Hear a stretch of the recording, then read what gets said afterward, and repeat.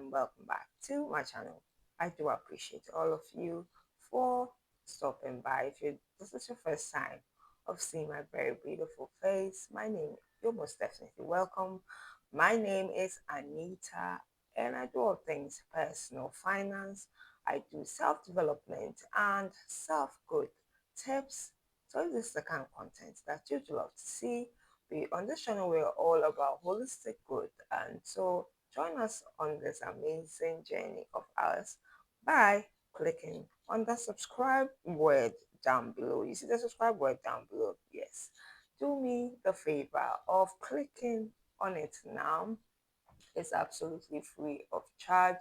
Give me a very big thumbs up if you love this content, and let me know your thoughts in the comment section down below. Share with your family and friends.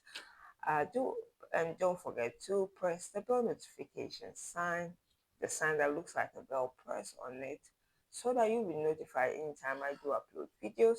I upload videos on Tuesdays, Thursdays, and Saturdays, 6 p.m. Greenwich Meridian time. Do watch out for my videos.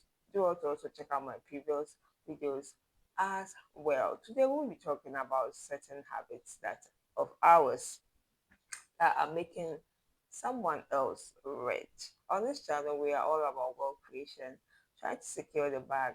You don't get rich, get wealthy. But there are certain habits of ours that we have been doing that are rather making someone else rich instead of us. It's the system finding a way to trap us so that we keep spending and making others rich. So if this is the kind of content that you would love to see, kindly watch till the very end and do not skip any parts. Let's get right into today's video. Alright guys, so the number one habit of ours that some people are the swiping credit cards. Because we do not see the card, we go for shopping, we want to purchase an item, and because we are not paying in cash, we are not really seeing how immense or how intense the situation is, and so we just keep on swiping and swiping the credit cards and going to debts. Is not a good way to go. We are rather making the credit card companies rich. We need to really desist from that. Pay in cash. If you cannot afford something, save towards it and pay in cash when you are ready to acquire that item. Stop always swiping cards here and there because you think you can't afford to. It's a very bad habit. We need to break free from that. Number two, guys, the subscription trap. We on social media we are bombarded with a lot of things to subscribe to, but we need to really know what we are subscribing to. Subscribing to most of the times comes with some deductions from our account, and so it's important that we do not subscribe to things that we do not actually need. The fact that the thing pops up for you to subscribe to, it does not mean you should press that subscribe button or subscribe to those things, because they are going to cost you little money is being deducted from your account over a year. You realize that it's a lot of money. We need to really desist from subscribing to anything and everything we find on the internet. Number three, guys, we is the rent seeking economy. It's important we have accommodation, a roof over our heads, but you know, nowadays the luxurious accommodation, apartments that people keeps popping up on social media, and they need to feel like we want to fit in and belong. So people go to areas, will want to live in areas that the rich live, even if they cannot afford it. Even if they can afford it, it does not mean you should go for such luxury, because it's going to hurt your finances. Going in for luxurious apartments, accommodation that you cannot really afford now, it's really hurting your finances and it's making someone else rich. Number four, guys, is the education debt industry. I see this most of the time happening in the West, like in the abroad, where people are on student loans So let's say when they finish university or college, and then after they can be paying for it when they start work. And you realize that most young people, as soon as they start working, they need to pay for those loans they used in paying for their tuition in the university. I mean, starting off life with having to pay debt, it doesn't really start them well. Starts off, they do not really start off well in this life by starting to pay debt as soon as you finish school. In Africa, mostly in Africa, we pay everything in cash. I mean, you gain admission, you are paying with cash. You are paying your school fees or your tuition fees already before you even enter, or you pay at least half or part of it. I think it really goes a long way to help, because at least by the time you finish school, you have finished paying for your tuition. And then when you really graduate and get a job and start earning, you do not start off life trying to pay off debt. We really, I mean, such systems really shoot us in the foot.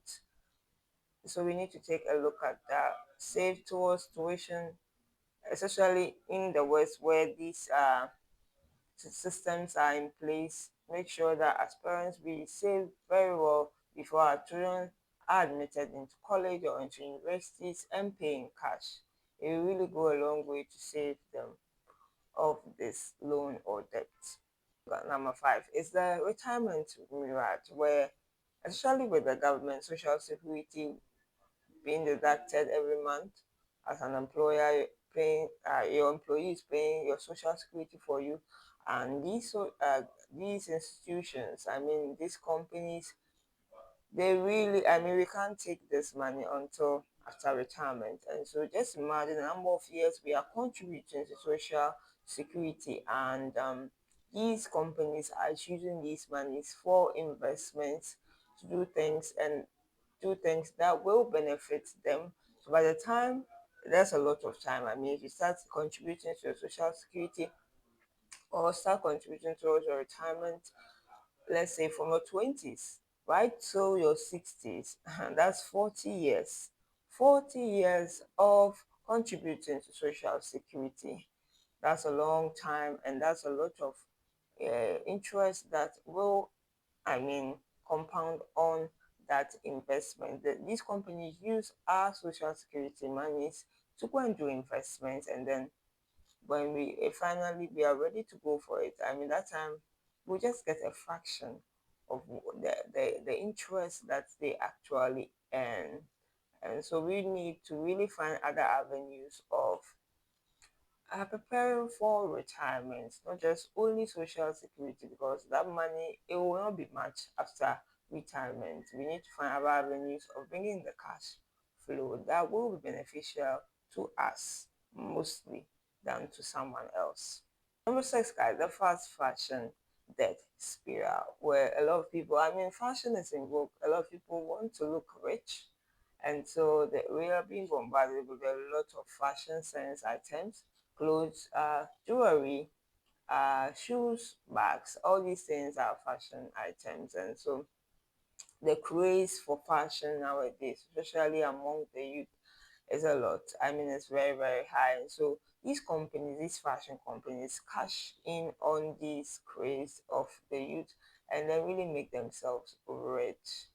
You need to look good, that is true, but it doesn't have to be of the highest, pay extremely high amounts just to look good. You can look very modest and still look good. It doesn't, you don't have to break the bank to look good. Seven, guys, is the wedding industry, which is quite complex.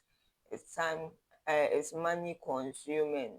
Anything about wedding, if you're ready to get married and you source for vendors, I mean, decorators, caterers, music, photography, videography, all these things really cost a lot, because just because it's a wedding, anything that has wedding attached to it is going to cost. On the normal, in the normal sense, if it were not having, you did not mention that it's for a wedding, I think the prices will be quite low. But as soon as you mention it's for a wedding, anything bridal, the prices start to shoot up. These things are really, really making people in the wedding industry very, very rich. I mean, we can do something very modest, something very simple. We do not have to go for a loan just to fund a wedding. And then at the end, it's just going to benefit someone else. Doing all the big things, all the shiny things, no one is really going to remember. Well, they might remember but it will be for just a short time, and then people just move on, do what you can afford to do, and then remember that there's life after the wedding ceremony. You don't have to spend all your life savings on just a 1 day or maybe less than a 1 day event. It doesn't really make sense. Finally, guys, there's a lottery lie where people are staking lottery with the hopes of one day hitting the jackpot. It can happen, but what if it never happens to you? You're just spending monies on trying to hit the jackpot every time you. It doesn't. I mean, looking at it, it's not a wise way to spend your money. The lottery industry now, it's so. Oh, it's like it's all over. It's all over.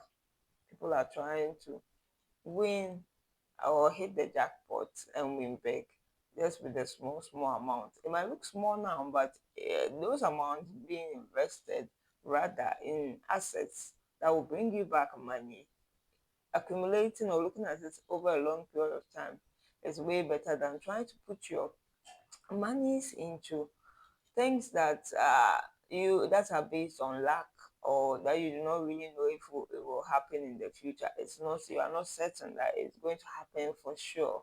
That way you are really losing money. Guys, if you've loved this content, let me know your thoughts in the comment section below. Give me a very massive thumbs up, click the subscribe button, guys. Support me, share with your family and friends, and do want to check out my previous videos and watch out for the next one. I'll see you in the next one. Have a great day. The Lord bless and keep us all. It's bye for now.